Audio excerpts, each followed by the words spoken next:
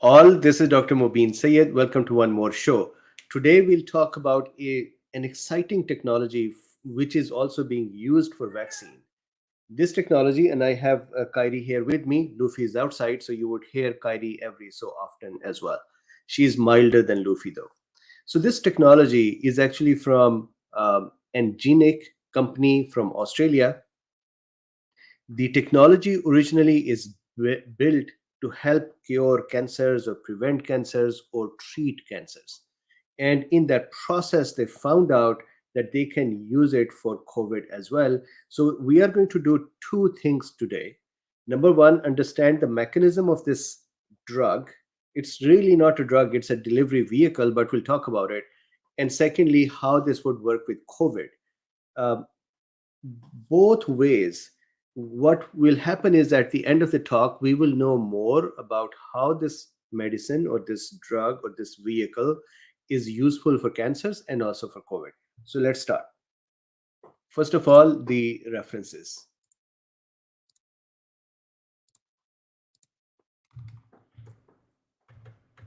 So here are the references. These highlights are mine, not there, so if they look too harsh on eyes, please forgive me. So this is their site, Angenic. This is the some of the articles about them here. This is, let me go here. This is their clinical trial in Australia. They started uh, with a mouse model, and now they are going for human trials for dose. So it is really in a very early stage. If you wanted to learn more about it, they have good videos. Although I believe my video is on top of all of their videos. So, but beautiful technology. I love it. So let's start. I'm going to start from here, first of all. What they're saying here is, although Angenic has developed its EDV nanocell, so some things that should be held in our mind during this discussion. One is nanocell, and I'll explain what it is. Nanocell for oncology applications. Patients with late stage cancer in our clinical trials are also the same vulnerable patients. In these cancer trials, dosing with EDV, so this is the second term, EDV, which is Angenic delivery vehicle, has resulted in physiological levels of type 1 and type 2 interferon solutions. So one couple of more things to keep in mind. Type 1 and type 2 interferons are good things to cause the cells to become more strong and defend themselves better, and activation and proliferation of the white blood cells. That means increased T cells and increased B cells and increased natural killer cells and increased macrophages and so on. And then they're saying, excitingly, EDV have proven to behave as a therapeutic vaccine against COVID-19 in proof of concept experiments in bulb C mice, whether dosed intravenously or subcutaneously. Intravenously or subcutaneously. So now, once again, if you just heard intravenous and you said, all right, I'm going to turn it off, this is going to be harmful. Not at all. This is the technology that this vaccine doesn't just go willy-nilly anywhere. So even if you give it intravenously, I would show you that why it would go to the right places and not to the wrong places. So intravenously or subcutaneously, boosting interferon levels and eliciting an antibody response against the COVID-19 spike protein. Promising results also indicate the ability to mount an immune response against mutant strains of COVID-19. So that is a discussion. This is the context. Now we're going to go into the detail of what this drug is or delivery vehicle is, and how does it work, how are they using it for cancers, and how are they going to, what is the mechanism of action for this vaccine. So I think you would love the talk today. And as much as my therapist had asked me not to draw, this vaccine was just so exciting that I had to draw. So let's see.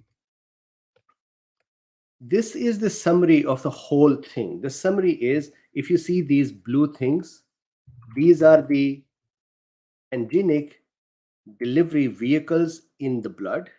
Here they are coming out of the blood, And in the inflamed areas, in the areas where there is cancer going on, for example, or infection happening, in those areas, blood vessels are generally more leaky because there are gaps that develop in the blood vessels that allow the products to move out of the blood and cells to move out of the blood to help in that area. So from those areas, this EDV comes out. Keep this little red thing in your mind. I'm going to explain it a little later. Here is a cancerous cell. Here is a normal cell. The normal cell is happy because this EDV is going to attack the cancer cell only and not the normal cell, and that is the technology. I remember when I was in medical school about 30 years ago, I used to think at that time, will there be a time when we will make specific drugs that would go targeting the cancer cell, not a dividing cell? Today, we target cancer cells by trying to attack dividing cells. That also attacks and skin cells, GIT cells, blood cells, and so on. Here, I used to think that would we actually be able to attack the cancer cells? And here you are seeing one of the technologies. So this is a summary. Let's start now. What is their method? How does it work? Look, what is the problem? Non-EDV current method. Imagine this is some drug, some anti-cancer drug, or you can think of this in the discussion today as another vaccine. Most of the time when this drug is given, this drug would go and spread in the body. Again, with the vaccines, I do not believe that it spread in the body like this, but drugs do. So when they spread in the body, they were supposed to stay at, for example, the cancer tissue. But the drug does not know what is the cancer cell versus not cancer cell. So drug is just going to distribute throughout the body. And that is why we cannot administer the drug in a large enough quantity because it would cause damage. So that is the problem. And this problem is a universal problem for oncologists and for doctors, that how do we make sure that drug does not go to other places and cause effects? It just goes where we want it to go. So, okay, continuing. The other problem is that, of course, the drug goes everywhere. So imagine this little molecule that I made in the middle. This is the drug. When it arrives in the body, these green cells are healthy cells. These red cells are cancerous cells or infected cells, viral infected cells. The molecule doesn't know today. And it's just going to attack wherever it is given, and it's going to cause whatever damage it can. So in that process, I spent the whole day drawing these things. I'm going so fast over them. So in this process, the molecule would end up killing normal healthy cells and the infected cells or cancerous cells as well. This is why drugs, especially the cancer drugs, have to be given in a specific quantity or in dose, in therapeutic dose, where they can try to contain the cancer without causing too much harm. But you know that when we give chemotherapy, what happens? The person's immune system goes down. Why? Because most of the therapeutic drugs, they attack the cells that are dividing. And because cancer cells are dividing as well, we generally just suppress all cells that are dividing. Now, in us, the dividing cells are skin cells. That is why our hair start falling. The GIT cell, that is why people who are getting chemotherapy, they get nausea, vomiting, and ulcers and bleedings and irritation of the GIT system. And then blood cells are dividing all the time and making new blood and white blood cells and so on. And that is why anemias can occur. That is why infections can occur and so on. So this is a bad side effect of current chemotherapy. Now, how does EnGENEIC work? So pay attention. You would love this mechanism. This is their nanocell, not a nanoparticle, but a nanocell. Imagine this for the time being. A particle, a small pocket.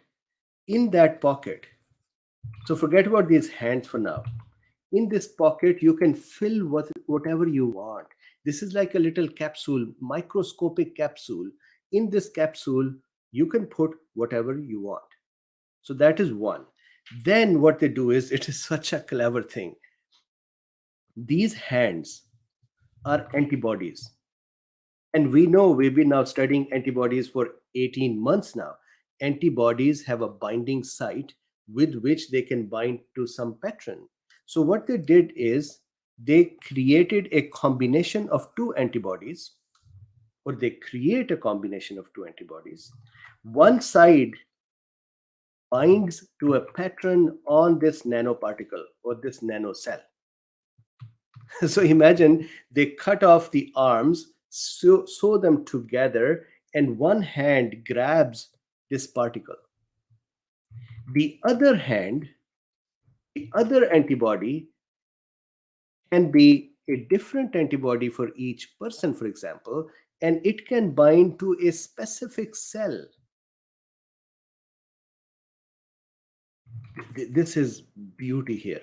What would happen is, imagine this is a cell, it is some cancerous cells, or it is some infected cell, it is an abnormal cell, and on the surface of this cell, and look, in the case of vaccine, let's say it is not an abnormal cell, let's say this is a macrophage, normal cell. We know that all of our body's cells have specific markers on them, or specific proteins on them.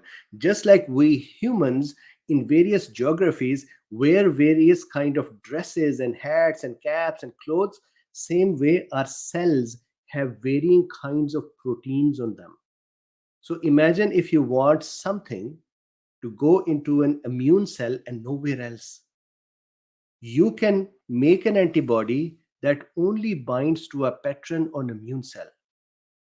And now this antibody and this nanocell will lug around in the body, run around and find the cell, the target cell, and attach with that. What a beauty. And so all other cells can be sitting around without any problem. If this was a drug that is normal, standard drug, it would just attack whatever it has in front of it. But this drug, this vehicle, becomes specific and only targets the cell that you tell it to go to. And how do you tell it to go to a specific cell? You make this antibody with a binding site that binds to that cell. That means you can actually create this. Imagine this is a cart, this is a truck, it is loaded with some things. Now, where does it go depends upon what kind of antibody you attach to it. And the antibody, wherever that binds, that is where this truck goes and binds. Beautiful, right? That is why their delivery of the drug. Imagine you take a capsule, microscopic capsule, which only goes to a specific cell and nowhere else. Then what happens? What is there? Look at this. I am earning coffees today with all these drawings. This is the celebration of my arms being okay. So here, how do they manufacture this drug or this vehicle? First, so this is their breakthrough actually. These are bacteria. So this is actually their breakthrough or innovation. They found or they modified a bacteria so that when the bacteria divides, normally when bacteria divide, what happens is, this is a bacteria. This bacteria would start developing a little constriction in the center, and then it would become deep, and one bacteria would divide into two daughter cells. But what they did was, they found a mutation, or they did a mutation to bacteria, that bacteria will divide, but in an eccentric way. And the small piece that would divide off, this is so cute, this small piece that would divide off will not have bacterial chromosomes in it. These are just really small little pockets that would pinch off of bacteria. They use these pockets as the nanocells, they say. Let me call them nanocapsules. Beauty, isn't it? So this is their breakthrough, that they found or they mutated a bacteria that would give off eccentric tiny particles which are not filled with anything. Now, these particles, imagine now these are the particles that came off of bacteria. Once they have the particles, they collect them. Then, so yes, there is a question that are these zombie bacteria? Yeah, so you can see, because it is Halloween, you can see something here on my arm as well. And these are zombie bacteria. Yes. So these little nanoparticles that separate, nanocells they call them. Then what they do is they attach these antibodies on them. Imagine they have a two antibody set. Imagine two arms with two hands. One side would bind to their particle and other side would bind to the target that they want. Now, is there an example of two antibodies binding together? Yes. IgA, that is secreted in our wet surfaces, is actually usually two molecules of IgA that are bound together with a secretory component, or IgM, which is, the IgM that is produced. Normally, 5 IgM molecules, they bind together. So having multiple antibody molecules bound together is not a new thing. So what they did was they created two molecules of antibodies, bound them together. One side would bind to their truck, this little nano cell. The other side will be specific to where they want this cell, this little nanocell to go to. This is why I said don't worry if it is given in the vein. It's not going to just stick around anywhere. It would go to the cell to which the address is given, to which the antibody binding site is on. Isn't it beautiful? Okay, so then what would happen? So once they have the particle made, these little tiny cute bacteria made them, then they would attach these antibodies on them. Then they would open the particles, or they would do further manufacturing and fill the particle with whatever you want. If this particle is supposed to go in a cancer cell, then they would fill it with the drug, let's say doxorubicin, for example, for the cancer cells. And now this drug is going to go in the cancer cell and be released there. So it would not affect anything else and it would kill the cancer. It is true that it is possible that this technology might actually start curing cancers. So they take these nanocells and they fill them. In case of COVID, they filled these with three things. Number one, they filled them with spike proteins. And once again, don't worry about the spike proteins yet. If you are generally worrying about the spike protein, then yeah, please continue to worry. This spike protein will only end up in a cell where we want it to go. For example, an immune cell. It's not going to go anywhere else. So they fill this with spike proteins, number one. Number two, they fill this with interferons, interferon 1 and 2. And they fill it with adjuvant. So they put them all in this little pocket and they close it. Now outside are these hands. Inside, this thing is filled with all these goodies. Now, could you put something else in it? Yes. Could you change it to have doxorubicin for cancer? Yes. That is the beauty of their platform. Now, once this is formed, then imagine that this is their drug, or the EDV, Angenic delivery vehicle. This is our cell. Let's say now this is a COVID-19 vaccine. So this little particle is filled with interferons. Interferons are important to make the cell be able to defend itself better. So imagine injecting interferons in the immune cells. The SARS-CoV-2 tries to reduce the interferons, and this vaccine tries to increase the interferons. Other vaccine cannot do this. This vaccine can. So interferons are in it. The spike protein is in this, and adjuvant is in it. Now it binds to a cell. Let's say this is a T helper cell, or let's say this is a macrophage, or a dendritic cell, or a natural killer cell, but mostly macrophage and dendritic cell. It binds there. Why does it bind there? Because we gave it, or the company gave it an antibody that binds to a pattern on the macrophage. So it goes to a specific area. All right, I'm repeating myself. Now, once it goes there, then the macrophages or the cell, whichever cell you send it to, they are going to eat it up. That is called endocytosis, phagocytosis, pinocytosis. These cells are going to take it up. And we know this, that once the cells take it up, then they would fuse this eaten particle with the cell's stomachs or lysosomes. And this will become a phagolysosome. Phagosome is the eaten particle. Lysosomes are the enzymes, digestive enzymes that are used to destroy things in this particle. So this phagolysosome will be formed. Now, once again, they made this particle in a way that when the digestive enzymes are poured on this particle, the particle opens up and releases the contents. So what happens is, now here in this macrophage, for example, the spike proteins have been released, the interferons have been released, the adjuvant you can get is released. Things are delivered inside the cell. And then now we know that macrophage would then combine with the naive T cell, for example. So now the macrophage has gotten this spike protein delivered in it. This is very similar to the way infection will be. It's just that the whole virus is not there.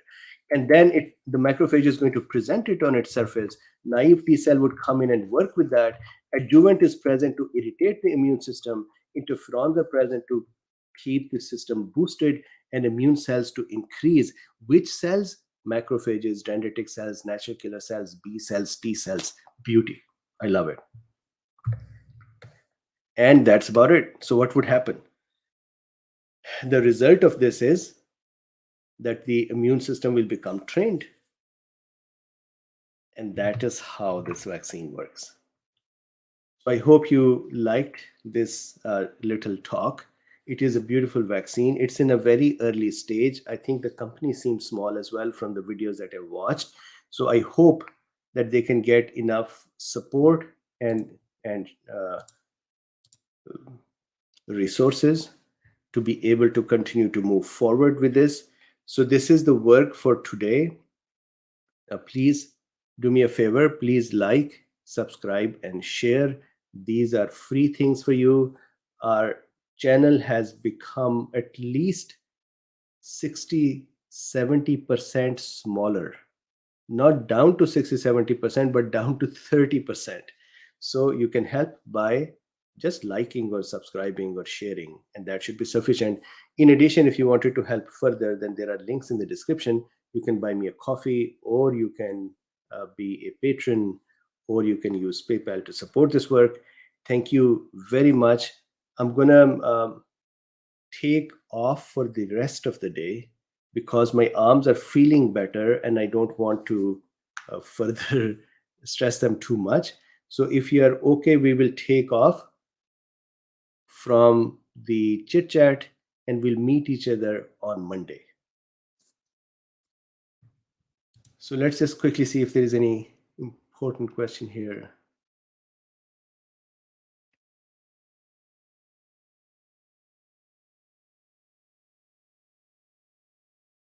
So Cassandra says, for example, adjuvants aren't benign. So here's the deal.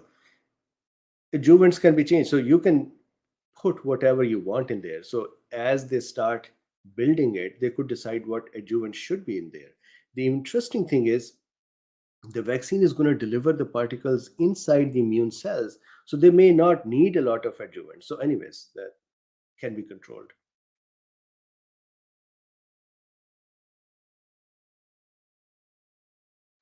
Our patron says spike proteins are tastier with hot sauce. So how about we do this? I'll come back online for a few minutes. I won't draw anything. So if you don't get bored, we can chit chat. Otherwise, give me permission for today, and we'll meet each other on Monday.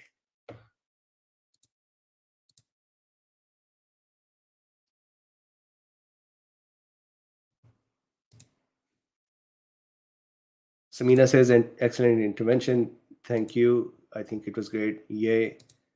Doug, yeah, back to you as well. Okay, I'm gonna shut it down so that the duration stays small, and you can comment even afterwards if you would like me to come back. Otherwise, just I'm gonna take off. Just like, subscribe, and share. Please like at least, and I'll see you on Monday. Have a great weekend.